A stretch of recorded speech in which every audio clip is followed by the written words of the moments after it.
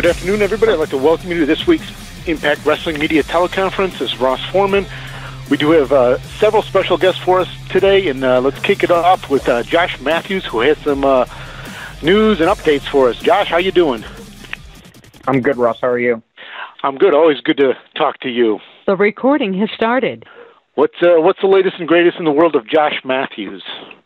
Well, before we get started with everything happening with Impact, and there's an awful lot to get to here, on behalf of everyone, I just want to say that our thoughts and prayers are with those affected in Florida and the shooting that happened at Parkland High School. It was horrific, and our deepest condolences to the families of the 17 victims, and we wish a full and speedy recovery to those injured. Obviously, Orlando and Florida has been the home of Impact for years. We look forward to going there each and every time we are there. So I'll begin by saying that. And we have a show tonight that will obviously take place at 8/7 Central on this Thursday night. A lot happening. The debut of Brian Cage. EC3 will team with a mystery partner to take on Johnny Impact and Matt Sydal. And then we have a couple of championship matches. The X Division title will be on the line when Phantasma challenges Taiji Ishimori. And then a World Championship rematch between Austin Aries and Eli Drake. Not to mention, Sami Callihan will face Lashley for the first time ever. You guys will have a chance to talk to Sami here in a little while. And then a knockouts match with Rosemary and Hanaya. That takes place tonight. And then tomorrow night, one night only, on Global Wrestling Network, you'll see the premiere of Canadian Clash, the last match, Impact match ever of James Storm. You guys can see that tomorrow on Global Wrestling Network. And then if you have noticed on ImpactWrestling.com, we have an events calendar that we have implemented so you guys can keep up with all the places where we're going to be. March 3rd, we'll be at Border City Wrestling for a one night only in Canada. And then March 4th, we'll be with Destiny Wrestling for a Twitch event. March 23rd and 24th, we'll be in California with Big Time Wrestling. And then, of course, you have WrestleCon, April 6th, 9 p.m. at the Sugar Mill. Apparently there's a big show happening in New Orleans on that Sunday. So we'll be there for the weekend. You guys can get tickets at WrestleCon.com.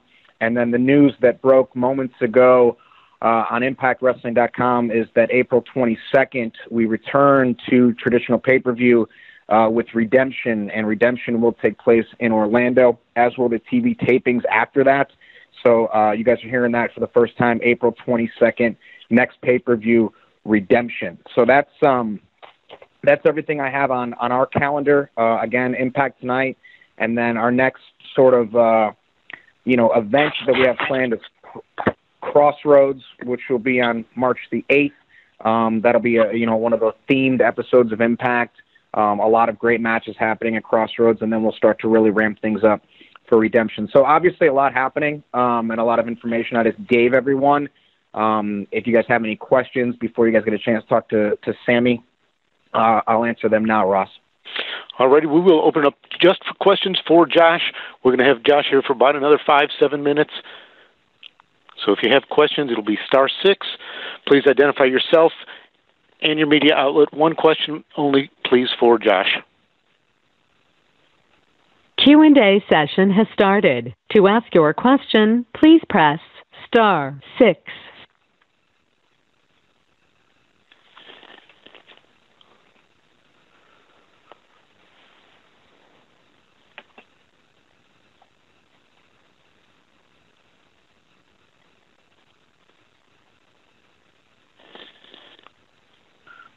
This is Darren Simmons from ImpactAsylum.net. We want to ask, looking at the live events that are going to be showing on the Twitch channel, and also mentioning the Konnan and Callihan that's on the one night only that's going to be on Global Wrestling Network. I was hoping Josh could kind of talk about what's the plans as far as the synergy between the Twitch channel and the Global Wrestling Network, both of them kind of being, of course, content-based resources, and kind of how it's sort of going to be determined which goes on Twitch, which goes on Global Wrestling Network, what's going to be sort of the designated advantages between the two platforms. Actually, hold on, Josh. I got to... All right, Josh, now you're good to go. With Twitch, you're going to get a monthly exclusive. So you're going to get to see, like we did the first one a couple of weeks ago, Scott Demore and I had an opportunity to call that one Braced for Impact that was done with WrestlePro in New Jersey. The next one will be with Destiny on March 4th. Those will be sort of your standalone events. You guys will get an opportunity to see some great matches. You'll see athletes that you perhaps aren't super familiar with, and then you'll get the fan interaction that comes with being on Twitch. So that is a monthly exclusive that'll live there. And then there will be exclusive programming that will be added to our Twitch content, that will be added to that library. So you can download Twitch, go to Twitch, and see all that stuff, and we'll keep you guys as up to date as humanly possible at ImpactWrestling.com on when those events will take place, when you can buy tickets, the partners that we're going to be working with for those different events, and then GWN. Obviously, you can stay current with all the latest episodes of Impact. And then One Night Only has moved from your traditional pay-per-view provider here in the States over to GWN. Same thing, I believe, where you guys might be in the UK. And you can watch One Night Only on GWN now. So the synergy between Twitch and Global Wrestling Network is that we're able to talk about the other one on each platform. We can tell you what's going to be happening on GWN on Twitch and vice versa. And then down the road, we may see more things where, WrestleCon on April 6th will be live on Twitch. And then I'm sure that there'll be some content that'll be taped and then aired on GWN.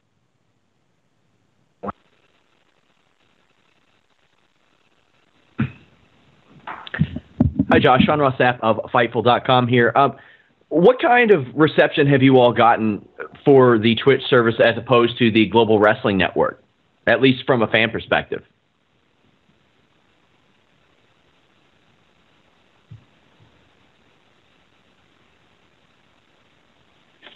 Josh, did you hear that question?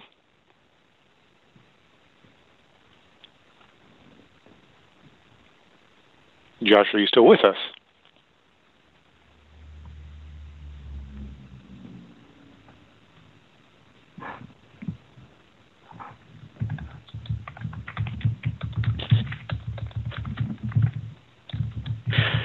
Josh Mathews, where are you?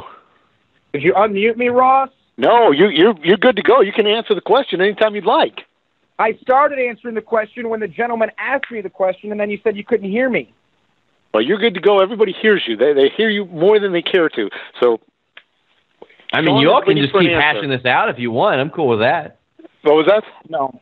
You all can just keep hashing this out if you want. I mean, I can use that instead. No, I'll answer the question. Sorry for Ross's incompetence, everyone. Reception from Twitch, I believe, from the fans, and as myself, even as a fan, I think it's great to be able to be in the room and to interact with everyone and to talk with everyone about what you're seeing and what's happening. And I did that with a group of friends for Brace for Impact. We were all in the chat, and we were in there together, and there's stars from Impact, knockouts from Impact that are all in that room interacting with everyone. And that to me is what the difference is with Twitch. And I think that everyone across the board, fan-wise, from what I've seen, also are agreeing with that interaction, that being in the same place anywhere around the world, watching the same show together.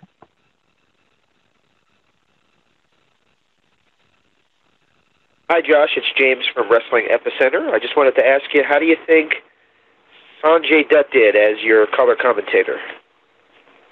Yeah, I was going to get to that as well. Thank you for bringing it up. I thought that Sanjay did an incredible job being thrown into the fire. Sanjay's been in the wrestling business longer than I have, and he's never done color commentary before. And I think by Seg 2 of that first show, it seemed like he had been doing it for a long time. I thought Sanjay brought a different sort of energy, a different vibe, a different take. Obviously, from a competitor standpoint, as a former X Division champion who's sidelined with an injury right now, someone who wrestles every weekend all around the world, someone who has his finger on the pulse of what's happening in the wrestling world, I think Sanjay did an awesome job, and I look forward to seeing Sanjay grow in the role of a color commentator for years to come. Hi, Josh. This is Raj Giri with Wrestling Inc. I just had a question regarding the pay-per-view. there were rumors that the first pay-per-view was going to be Lockdown. Is there a reason to switch from going from Lockdown to Redemption? And how many pay-per-views do you think we can expect to see this year? That's a great question. I think after Redemption, we'll probably, and this is just me speculating, but I guess we would probably see Slam and then Bound for Glory. Why it's not Lockdown, I don't know the answer to that question. I think some of us were preparing for Lockdown, and Redemption is new. It's different. It's just a different kind of branding than Lockdown. Having all those matches in the cage, I think this opens it up to be a little bit different. And I've seen the branding for Redemption. I think everything looks cool. It fits with the new graphics that we have for Impact, and I think it's a great way to get things going in April and sort of get ready for the summer.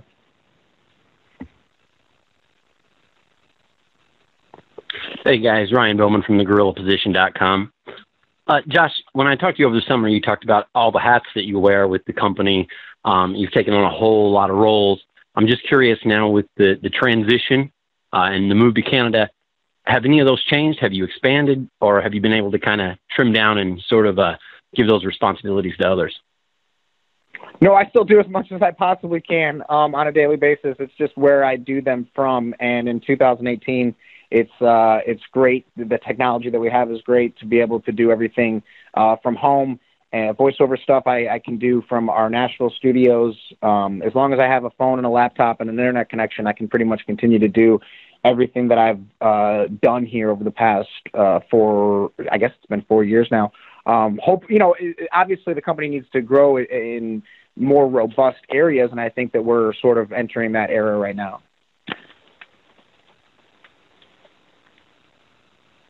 Hey, this is Viju from Sportskeeda. My question is, how important was Jeremy Borash to Impact Wrestling? And because he did announce the first episode from the Orlando taping, at what point did you find out that he won't be continuing as the announcer? Can you repeat that? I'm sorry, I didn't hear. I know it was about JB. I just don't know what the specific question was. Right. So my question is, how important was JD to the company over the long run? And he did announce the first episode that he shot from the Impact taping, but he was replaced on the second one with Sanjay Dutt. So at what point did he find out that he would no longer be continuing with Impact Wrestling? Gotcha. Okay, I'll go backwards.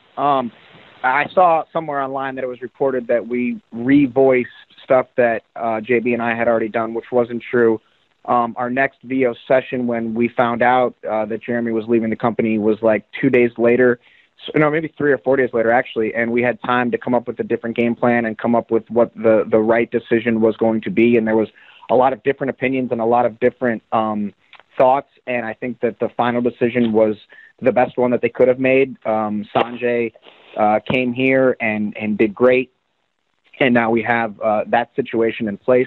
Your first question was how important was Jeremy? I mean, important, sure. I think that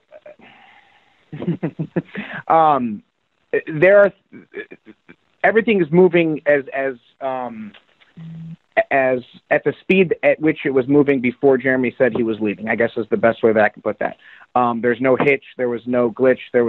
Everything's just smoothly running as it were if he were still here or not here.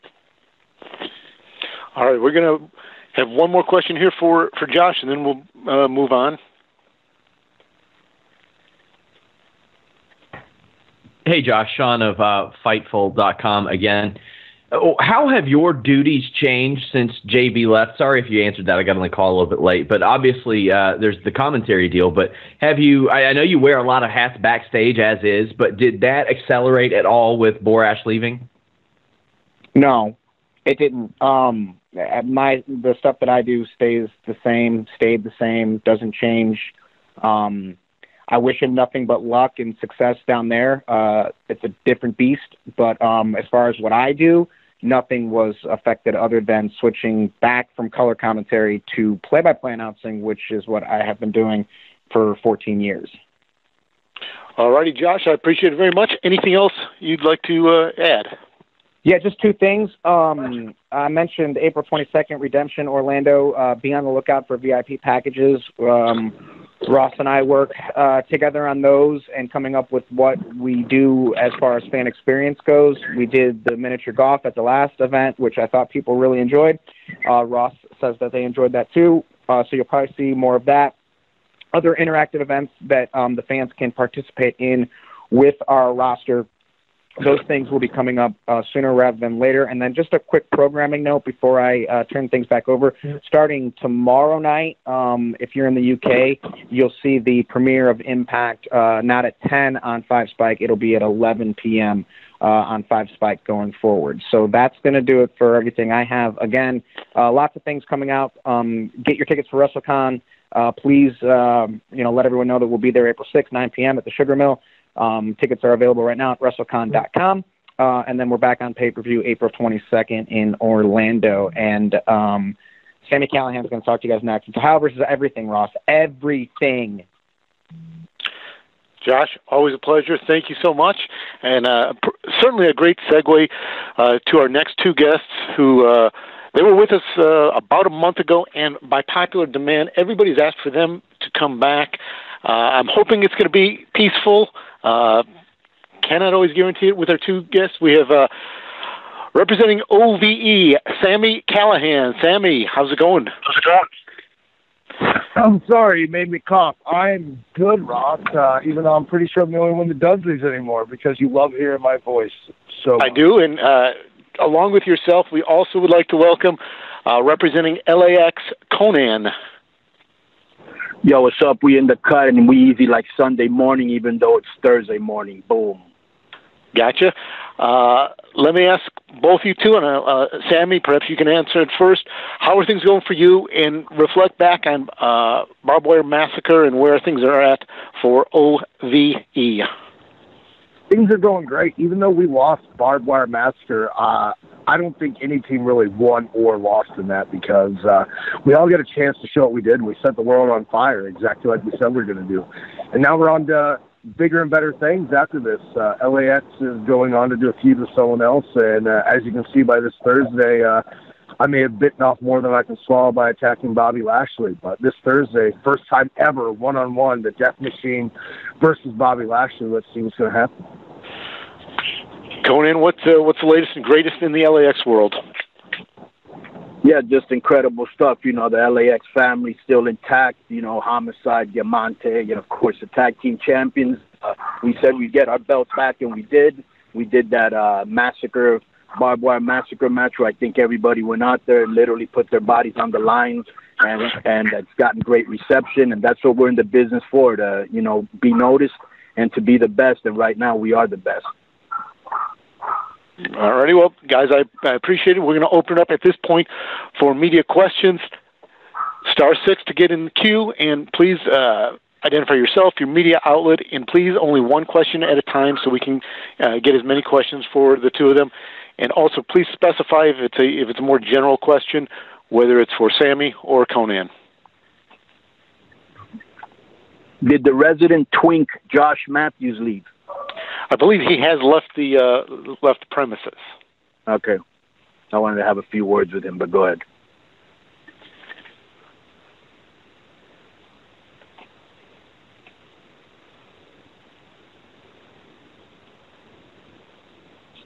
Hi, Konnan. This is Raj Giri with Wrestling Inc. How are you doing today? Yo, what's up, Raj?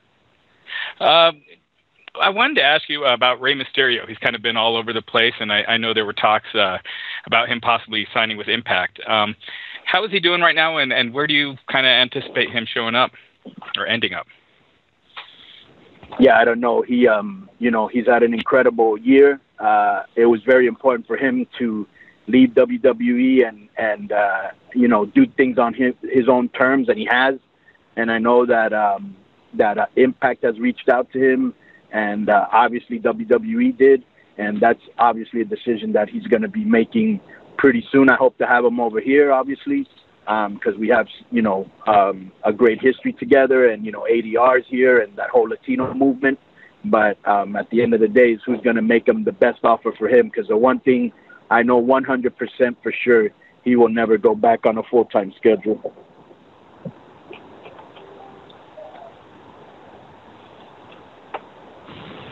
Hey, this is a question for Sami. This is Ricky from Sportskira. So, your kiss with Kojima became quite the viral sensation. Did you anticipate how much of a sensation it would be when the thing first happened? Can you please say your message again? You kind of broke up a little bit, and I didn't get all of it. Right. So your kiss with Kojima became a sensation all over the internet. So did you anticipate the kind of sensation it would become? Transition what? To me coming to TNA? No, the kiss with Kojima. I'm sorry, I can't quite. Can you repeat the question once more? I think we're all having a little trouble hearing you on this. Right. Okay. So there was a kiss that featured Sami from New Japan, which became quite a viral sensation. So what I wanted to know his thoughts on the same. You know, I think what he means is, you know that guy, you know how they have Kenny Omega and Ibushi Callihan as the Golden Lovers? Nothing. He wants to know if, can you hear me or no? Yeah, we can hear you. Yeah. What is the question? Because I don't understand it myself. I'm not sure any of us have understood it. It was something about some incident in New Japan, which I apologize. I did not. Is there something with? Did you wrestle Kojima Callihan? Is that I keep hearing that name? Hello, Sami. Let's see where Sammy's at. Well, Sami got so hot he just get off the line. Could I tell you what I thought he was saying, Ross? Yeah, go ahead. You know that, are you aware that Kenny Omega... Hello, can you hear me? We can hear you now, Sami. Okay, cool. Yeah, it kicked me off, and then I had to come in and say I was going to ask the question, and then it let me back in. Sami, he kept saying something about Kojima. Did you wrestle him, or were you supposed to wrestle him or something like that? I wrestled Kojima while I was at New Japan. It was absolutely amazing. I love Kojima. He's one of my favorite wrestlers and inspirations in wrestling. So to get a chance to lock up with him was absolutely amazing. Yeah, I think that's where he was going. All right. And I apologize if that was not exactly what your question was, but I don't think any of the three of us truly understood or could hear the question. So I apologize on that.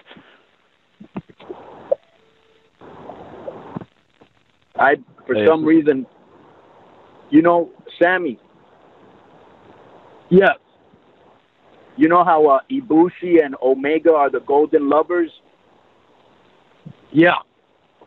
I think he wanted to know if maybe you and Crimson would be the red-headed lovers, but that might have been lost in translation. Fair enough. Nothing? All right. Nothing. Okay. Ross, who's next?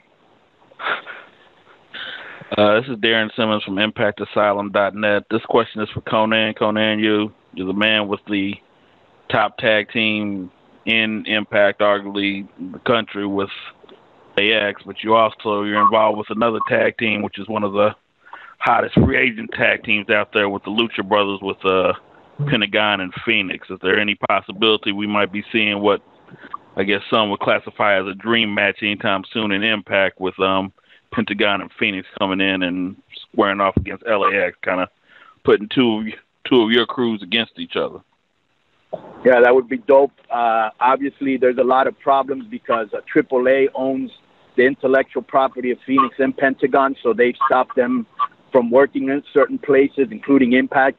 But I think now with the symbiosis that there is, tremendous word for Latino between, you know, AAA and Impact, that maybe we can finally get that rectified. And I wouldn't mind seeing, because I know Callihan has squared up with both of them over there in AAW and other places. I wouldn't mind seeing him in OVE against Homicide and LAX. That would be another great matchup. But definitely, I'm looking forward to it, and I am trying to work behind the scenes to make that happen.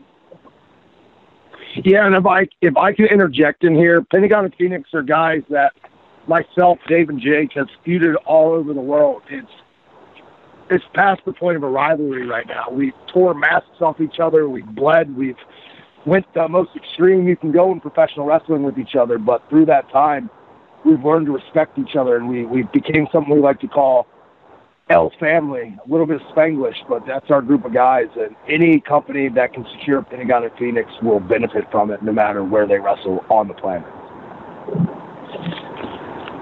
We have an internet question directed at Konnan, but it actually he wants a Sami reply as well. Konnan, are your in-ring wrestling days done? Would you ever come back to wrestling? And do you ever think about what Sami did to you with that fireball, as if you were in the ring, you'd want a one-on-one with Sami? Yeah, the March 8th, I think it's March 8th, I'm going to get my hip surgery, and I'm going to go into intensive training with my boy Ray Mysterio, which if you saw him, and I'm going to get in shape, and I do want to do like a farewell tour. And, yeah, I'd love to do something with Sami or anybody else that, that captures my interest. Obviously, we have a score to settle. I don't know if I can get back into shape to have a one-on-one, but definitely a trios match could definitely be in the future. I'm not going to lie. I'm not afraid to set you on fire. It might happen. Well, good. Bring it. I just hope that, while you're out there, attacking people from behind and taking the playbook out of LAX. Because remember, bro, I was taking him and shaking him in Miami while you were playing marbles and watching Sesame Street. You never know. We may get you. Hey, you don't bring Sesame Street into this. You don't need to bring Sesame Street into this. I just did. I went there.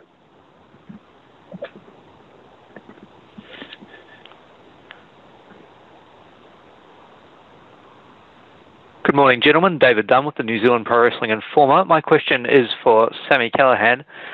Sami, when we last spoke, it was in the lead-up to Barbed Wire Massacre.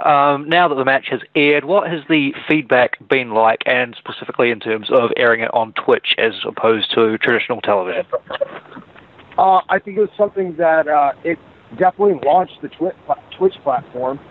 And the only thing, you can't always make all the fans happy. Sure, there was an amazing sense of achievement of what we had accomplished and the buzz we got from it, but there's still people that weren't happy. They weren't happy.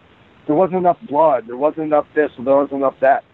I'm just saying we got pretty violent, but today's day and age, a lot of times you can't do blood. That's out of our hands. That's out of the company's hands. That determines the network. This was originally supposed to air on national television. That's why we didn't believe in it. And then last minute, we decided to put it on Twitch so we can show the whole match.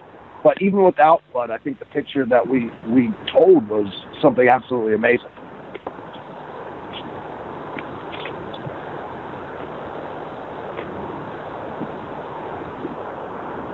Sami, you have a question from Lee Mead at Alive Radio. How do you feel you make your debut at the biggest Impact event of the year, Bound for Glory? Was that any more pressure on you? And how did you think it came out? I absolutely loved the pressure. I loved everything I've done since I came to Impact. Me coming to Impact not only sparked interest for me, I feel like it sparked stuff for Impact as well. I think it's a very good relationship mutually because we're both benefiting from it. And this is just the start of things for me in Impact. I'm not going to lie. This year, my focus is on one thing, and that's becoming the Impact World Heavyweight Champion.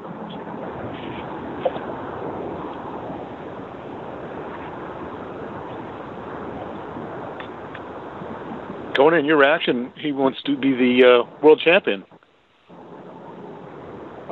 He's got what it takes to be the world champion, and pressure makes diamonds. So it's just how you deal with pressure, and that's just that's part of the game. I think Sami, I will say this for him, he's done a great job of branding himself, of going to New Japan, of going to Lucha Underground, of going to Impact, of making sure he stays relevant. And so, like I said, we've got our eyes on them, and sooner or later we're going to hook up again, and we're going to make it much more memorable than the first time.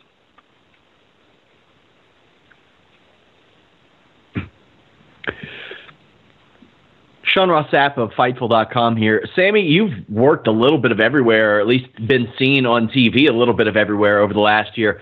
How is that different from a couple of years ago? Because it didn't seem like that was an option for virtually anybody a few years ago, let alone the number of wrestlers that are doing it now. Well, wrestling's changing right now. The time and age of the territories of people working against each other is at its all-time end. Like, it's not going to happen anymore. Wrestling has to change, and I think Impact finally realizes that. I think the wrestling world is starting to realize that. WWE, like it or not, has a monopoly on wrestling, and they might always have. But there can be a true alternative if everyone else works together. It just shows the amount of wrestling fans there are in the world. Last year for WrestleMania weekend, there was 200,000 people in Orlando, but only, 80,000 went to WrestleMania? So there was an equal amount of people, if not more, there just to do all the other events, the conventions, watch all the other shows. So it's a really cool time to be a professional wrestler.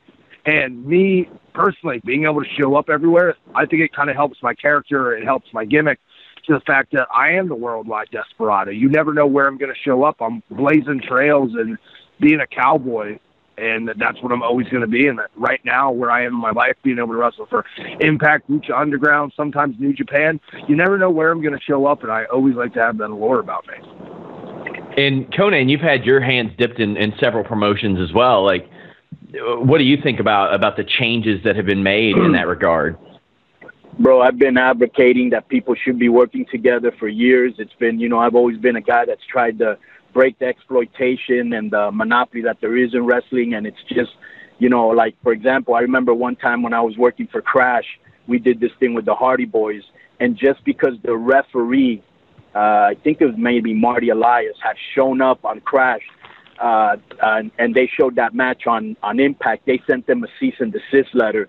And so we actually digitalized the referee's face, and it was that petty. It's like, really, dude, that's what you're getting mad about? We should all be fighting. We should all be uniting, because at the end of the day, we're all fighting for breadcrumbs, and if we all get together, we can make a big pie. You know what I'm saying? So I'm glad that finally Impact is working with AAA and everybody's starting to kind of work together, because, like, now the power's in the wrestlers' hands, and people like, Sammy and the Young Bucks and Joey Ryan and, Ricochet before he went to WWE were clear examples of that. You can make, Matt Riddle, you can make really good, the Lucha Brothers, you can make really good money, and so now the power's gone back to the wrestler, and I think promotions have recognized that unless they start, being more just and fair in the way that they work with talent, that talent isn't going to want to work with them.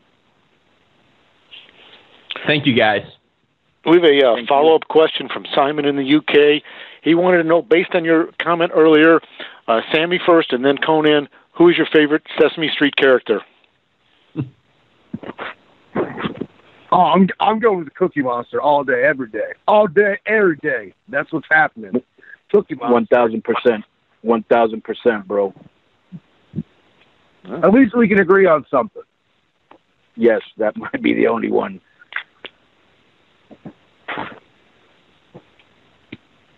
Hey guys, Ryan Bowman from thegorillaposition.com. Konnan, you produced a lot of music in the past, and when I saw that you were going to be on the call, I just got curious. Are you still dabbling in some music, or is wrestling pretty much taking up all your time? Yeah, I'm doing so many things right now. Obviously, there's a part of me that would like to go back to that, and maybe in Era Lucha, I might do some stuff for some wrestlers' entrance music. But my mind is really focused on a couple of things: Impact, Era Lucha, Rey Mysterio, and myself getting back in shape and doing my farewell tour. So it doesn't leave much time for music, but it's not out of the question. Thank you. Thank you. Hey, this is Viju from Sportskeeda again. My question is to Konnan. So around 20 years ago, we saw you join the NWO. Do you have any memories of the event? The only thing that I remember is that they were the hottest thing in wrestling, and I was very honored that they picked me to be in there. The only thing is that at that time, the NWO, basically was so big that they actually had an A team, a B team, and a C team. So I wasn't really part of the NWO when it was at its zenith, but I was with the Wolfpack, and at that time that was a big honor for me because, you had Nash, Macho Man, Sting, and Luger, who were all bigger stars than me, and so I got a big rub off of that, and it really helped catapult my career.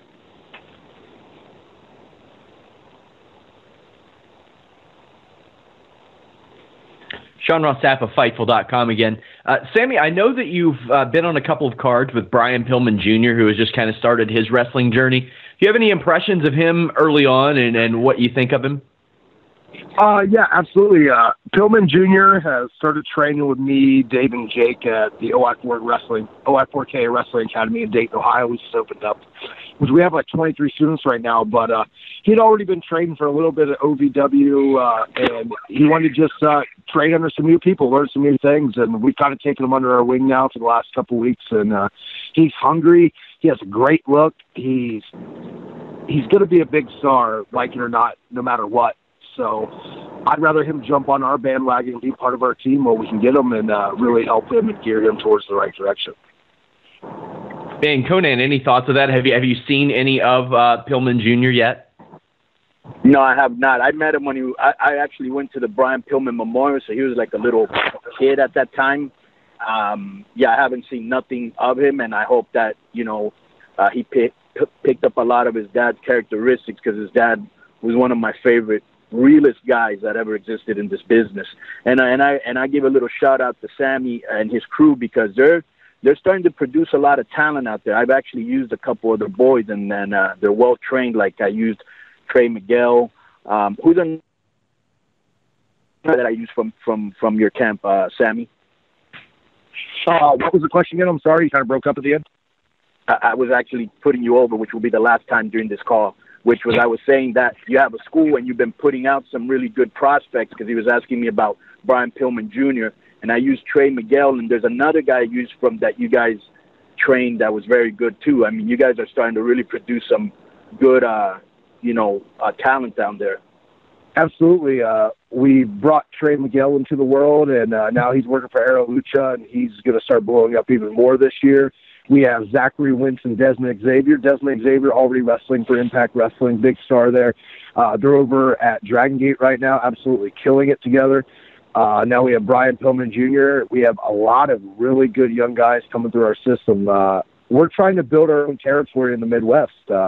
We're trying to build our own thing and say where the Midwest is where it's at in America right now. We just had MJF and Ace Romero, who are two great young guys, move to our area, come under our wing, and start working for all of our promotions. And this is just the start of things. We're going to have more and more and more and more people move in. We just got a wrestler that just moved here from Syria that wanted to start training that speaks Arabic and a couple other languages that he has a ton of potential. The sky's the limit for our school right now, and I think in the next couple of years, like, our guys are going to be the guys getting booked everywhere. Thank you, guys. Thank you. Hi, Sami. This is Raj Giri with WrestlingInc.com again. We had you on our podcast a couple of months ago, and we talked about this a little bit, but I kind of wanted to get your thoughts on just how different it is working with Impact in terms of your promos and working a match as opposed to your time when you were with NXT. One thing I'll say about Impact is something I absolutely love is the atmosphere. Everything's laid back. It's not something that they don't try to be something that they're not. Like, we go in, we have a good time, and we kill it, we do work, and we go on to the next day, and that's how we film television. And Impact is the first company that's kind of pulled the reins off me and been like, you know what, do and say whatever you want to do. And then when I go a little too far, believe me, I hear it when I come to the back. But I'm at a point in my career right now, I'd rather say sorry than ask for permission, because that's the kind of person I am, and Impact is giving me, Dave, and Jake, all of the OVE guys, a true chance to show exactly what we bring to the table.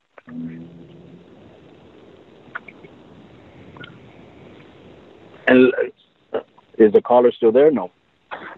No, he's not. Did you want to add in there? Yeah, I just wanted to elaborate that, I was there obviously in 2005, and that wasn't the case. And it is laid back. There's a new regime. Hello? Go ahead, Konnan. Yeah. There are new people in charge, and what I like about the atmosphere in the dressing room is basically we know that people like to throw shade. We know that a lot of mistakes were made in the past. We know that a lot of them were self-inflicted. But I think we've looked around and we're like, yo, we're the team that is going to take this to the next level. That's going to eradicate, all the bad pub that we've had in the past. And we've got a good roster right now to do it with, and people that are going to be coming in the future. So I really think you're going to be seeing a lot of good things coming out of Impact, mainly because of the talent. Because I've always said, as long as you have great talent, you don't have to be booking smoke and mirrors because of wrestlers' limitations. We got a real good crew that can go in the ring.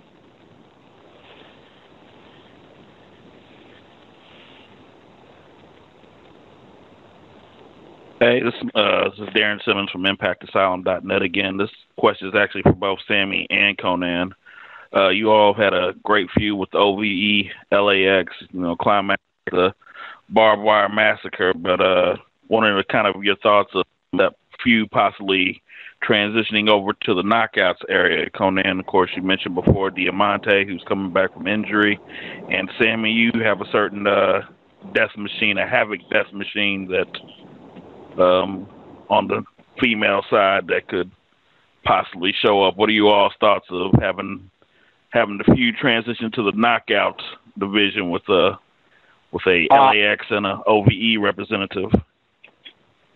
I would absolutely love to have Jessica Havoc, my other half there. She's one of the best women's wrestlers in the world right now, and she was in Impact before. She's a former Knockouts champion, and hopefully we'll see her back at Impact killing it alongside the rest of those killers, because that's where she needs to be. That's where she wants to be. So hopefully here in the future we see her come and be dominant like she was her first run there.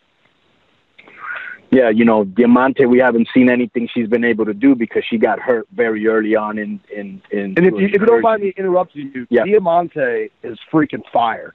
The Impact fans have no clue what that girl can do.